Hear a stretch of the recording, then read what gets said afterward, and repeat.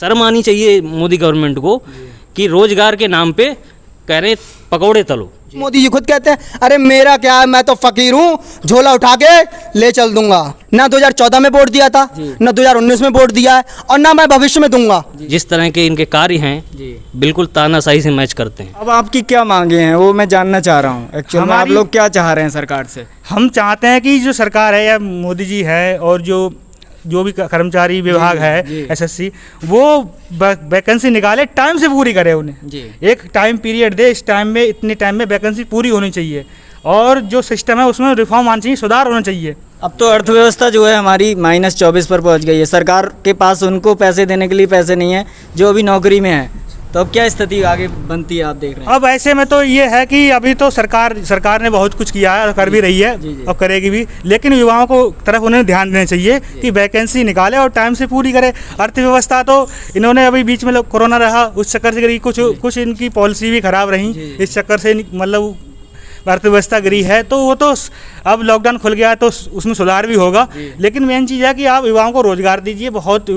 लोग बेरोजगार हैं, अभी लॉकडाउन रहा उसमें बहुत दिहाड़ी मजदूर भी बहुत परेशान हुए, बाहर से आए, ठीक है, लोगों का रोजगार छिन गया। और अब भी प्राइवेट सेक्टर में, गवर्नमेंट में तो छिना है, प्राइवेट सेक्टर में भी बहुत लोग बेरोजगार हो गए इस दौरान। अब तो ये प्राइवेटाइजेशन करने से रेलवे का निजीकरण कर रहे हैं, उसमें क्या होगा कि कॉन्ट्रैक्ट बेस पे किसी को दे दिया जाएगा, वो चाहेगा तो 10 व्यक्तियों का काम 2 लोगों का कराएगा। अगर आपको सैलरी लेनी है, आपको अपना जीवन यापन करना, करे वो। इतना बड़ा लोकतंत्र है देश अपना, लोकतांत्रिक समाज की हम स्थापना करना चाहते हैं, लोकतांत्रिक समाज की हम कल्पना करते हैं अपने देश में, आध्यात्मिकता की ओर ले जाना चाहते हैं। क्या इस तरह से ले जाएंगे लोगों की आवाज़ को दबा के? हैं? एक बात बताइए, स्टूडेंट्स पढ़ाई कर रहे हैं, वो किस लिए पढ़ाई कर रहे हैं? रोज़गार मिले, उनके पास योग्यता है तो वो तो रोज़गार चाहेंगे ना। और ये जो भी गवर्नमेंट है, चाहे वो कोई सी गवर्नमेंट हो, उसका एक कर्तव्य बनता है, अगर जनता से टैक्स लेती है तो रोज़गार देना पड़ेगा, और एक कर्तव्य है, ये आदेश नहीं, उनका कर्तव्य, उन्हें सोचना चाहिए। शर्म आनी चाहिए मोदी गवर्नमेंट को कि रोज़गार के नाम पे कह रहे पकौड़े तलो। ये तो गलत है ना सर, ये तो तानाशाही हो गई है।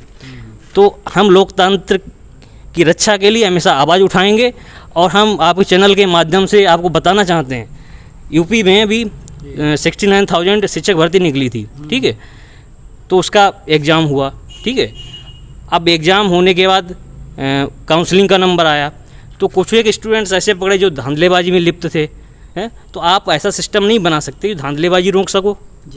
जो टॉपर है उसे राष्ट्रपति का नाम नहीं पता है, तो वो कैसे आए? वो ऐसा देखा गया कि कोई बीजेपी लीडर ही उसमें सम्मिलित मिला, ये तो गलत है ना सर। आप ऐसा सिस्टम बनाइए जो एक फेयर तरीके से एग्ज़ाम कंडक्ट करा सके, टाइम टू टाइम नोटिफिकेशन आ सके।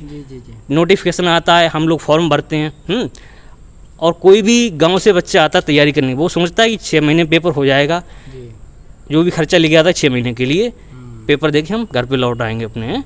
तो क्या है, नोटिफिकेशन आता है, 6 महीने तक वो चलता रहता है, संशोधन प्रक्रिया चलती रहती है इनकी, हैं। फिर एग्ज़ाम नहीं कराते हैं टाइम से, फिर रिजल्ट देते हैं, रिजल्ट देने के बाद भी उस पर केस हो जाता है। तो आप राजस्व वसूलने के लिए, टैक्स वसूलने के लिए नई नई संस्थाओं का गठन कर सकते हैं। आप एग्ज़ाम कराने के लिए कोई नई संस्था, मतलब नया बॉडी डेवलप नहीं कर सकते हैं, या फिर जो बॉडी में कमियां हैं उसे अपग्रेड कीजिए। हैं, ये तो गलत है ना सर। अगर लोकतांत्रिक देश है तो हमारी आवाज़ को क्यों दबाया जा रहा है? जो हम प्रश्न पूछते हैं उनको दबाया क्यों जाता है हमेशा? ये सब गलत है। तो आप क्या कहना चाहते हैं, मीडिया भी आपकी आवाज़ को दबा रही है? सर मीडिया की बात तो करें तो मीडिया तो इस समय आप जानते हैं क्या, बहुत स्थितियां बेकार हैं देश की, और मीडिया क्या दिखा रही है? मीडिया को चिंता है कि सुशांत सिंह राजपूत का क्या हुआ? हाँ, वो चिंता है। जो सर युवाओं ने अभी डिजिटल स्ट्राइक किया था, जो ट्विटर पे ट्रेंड चल रहा था, हैशटैग स्पीक फॉर, हाँ, तो वो काफ़ी नंबर 1 तक पहुंचा था। 35 लाख से अधिक लगभग, अब तो 1 करोड़ युवाओं ने लगभग ट्वीट किया है। तो मीडिया को इतनी फुर्सत नहीं, एक बार पूछ लें भाई साहब ये क्यों हो रहा है ये सब। उन्हें तो ऐसी न्यूज़ दिखानी जो उनके समर्थन में हो, गवर्नमेंट के समर्थन में हो, ये सब चलता रहता है। ये गोदी मीडिया है ना? बिल्कुल, और क्या कह सकते हैं सर, गोदी मीडिया है। तो मोदी जी से और जो गवर्नमेंट से एक मतलब चेतावनी भी है और गुजारिश भी है कि युवाओं की बात को दबाएं नहीं, क्योंकि हम युवा हैं, हम ही ने आपका सृजन किया है, हम ही ने आपको बैठाया, तो हम आपको उतार भी सकते हैं। ठीक है, तो आपको हम गवर्नमेंट को गिरा भी सकते हैं, अगर हम सृजन कर सकते हैं तो उसका विध्वंस भी कर सकते हैं। आपने अभी मीडिया की बात कही।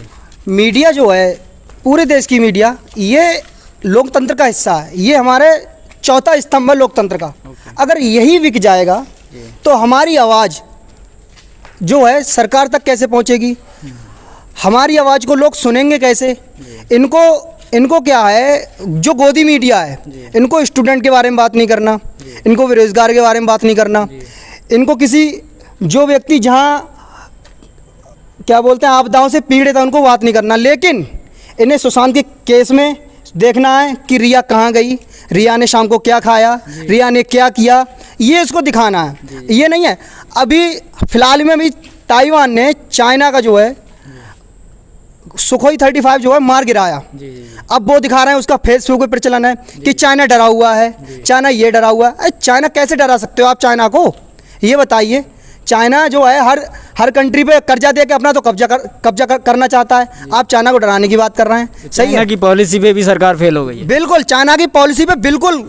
और चाइना की पॉलिसी पे नहीं, इनकी देश में जितनी भी पॉलिसियां हैं, ये उसमें इनको असफलता ही मिली है, सफलता नहीं मिली है। नोटबंदी से शुरुआत हुई थी और आज सब काम बेचने तक खत्म हो जी, बेच के ही दम लेंगे तभी ये मानेंगे, क्योंकि मोदी जी खुद कहते हैं अरे मेरा क्या है, मैं तो फकीर हूँ, झोला उठा के ले चल दूंगा। तो आगे से आप क्या मोदी जी को समर्थन नहीं देंगे? भाई मैं तो नहीं दूंगा। पिछली बार तो कहा जा रहा था कि युवाओं ने ही उनकी सरकार बनाई। भाई बनाई हो, लेकिन मैंने ना 2014 में वोट दिया था, ना 2019 में वोट दिया है, और ना मैं भविष्य में दूंगा, क्योंकि मैं मोदी जी के बिल्कुल अपोजिट हूँ, बिल्कुल अपोजिट हूँ। खुला समर्थन है बस।